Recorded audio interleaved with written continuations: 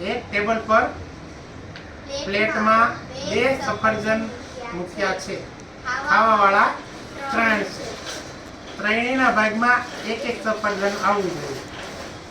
સફરજન નથી કાપવાનું, નથી કાંઈ કરવાનું, ખાડું નહીં, એક આખું સફરજન ત્રણેયને આવવું જોઈએ. તો તમે કઈ રીતે કરશો? ઠીક હે. મગજ વિચારવામાં, મગજ દોડાવવાનું ચાલુ છે. જો 2 સફરજન છે તો એક લઈ આવવાનું. શાબાશ. લઈ આવવાનું તો નથી, આ 2 સફરજનમાંથી જ ત્રણેયને એક આવવું જોઈએ, એ કરવાનું છે.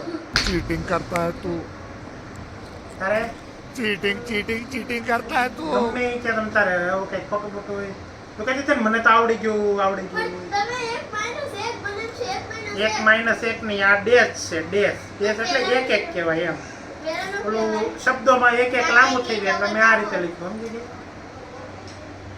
अच्छा हमको सिखा रिया है. એવી તને એન્જલ તે મગજમાં હાલે છે કે શું છે? આને લાવો. હે સાચું ખોટું કાંઈ નહીં. એમ વિચારતા હશો ને કે 2 સફરજન છે ને 3 જણાને એક કેમ આપવું એમ? હા. હે હા. તો હું કહી દઉં હવે, હા, કઈ તમને જાઓ. કોઈને નહીં May આવે? I come in? કે તમે કઈ પછી મને એમ કહો કે ઓ ચીટિંગ. તમે cheating જ કરો છો. આ ચીટિંગ નહીં. આ ઓલો સવાલ નતો પૂછ્યો મેં 500 નું, એવી રીતે જવાબ સવાલ ઈ છે. 500 રૂપિયા. 500 નું મહેનત આપણે પેલો વિડીયો બનાવ્યો હતો ને, આ એ રીતે જ છે. પાછું બંધ નહીં કરતો હો. જો આપણે એક ટેબલ પર 2 સફરજન મૂક્યા છે તો આપણે એની એક પ્લેટ લઈ મૂકી દઈએ તો આપણને શું ખબર પ્લેટમાં સફરજન એક હોય તો? આ એવો જ સવાલ છે, પણ આ સવાલ એવો જ હશે. હા, તમે કહો. પ્લેટમાં નહીં આવડે ને કોઈને? નહીં.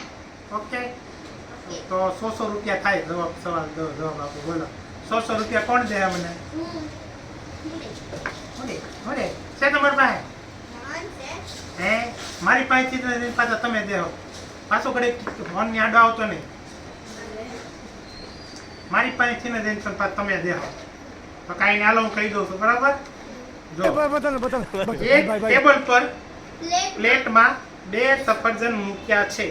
તમે તો બધા સ્કૂલે જાવ જ છો, ભણો છો ને, હા, તો આને શું કહેવાય? ચિહ્ન કયું ચિહ્ન કહેવાય? અલ્પવિરામ. અલ્પવિરામ. મેન શું છે? ચિહ્ન છે. એટલે કહેવા શું માંગે છે? એક ટેબલ પર અને પ્લેટમાં 2 સફરજન. તો 1 ને 2 કેટલા થયા? 3 સફરજન કુદર આમાં હતા. સમજી ગયા? પ્લેટમાં છે. એ તો મેં તને કીધું હતું, સવાલમાં જવાબ છે. 1 સફરજન ટેબલ ઉપર છે અને 2 સફરજન પ્લેટમાં. અને ખાવાવાળા 3. તો 3 એના પગમાં કેટલા આવે? એક. સમજી ગયા? હવે આ 3 આવે. આ ચિહ્ન જ્યાં હોય ને ત્યાં અલ્પવિરામ એટલે હું અટકી જવાનું. એટલે એક ટેબલ ઉપર થઈ ગયું અને પ્લેટમાં કેટલા થઈ ગયા? 2. 2. સમજી ગયા ને? હવે સવાલમાં જવાબ હતો ને. તો મિત્રો, કેવો લાગ્યો તમને આ અમારો વિડીયો? આ કોઈને તો ખબર ન પડી અલ્પવિરામમાં, પણ તમને ખબર પડી હોય તો કોમેન્ટ કરજો અને અમારી ચેનલને લાઈક કરો, શેર કરો અને સબસ્ક્રાઇબ કરો.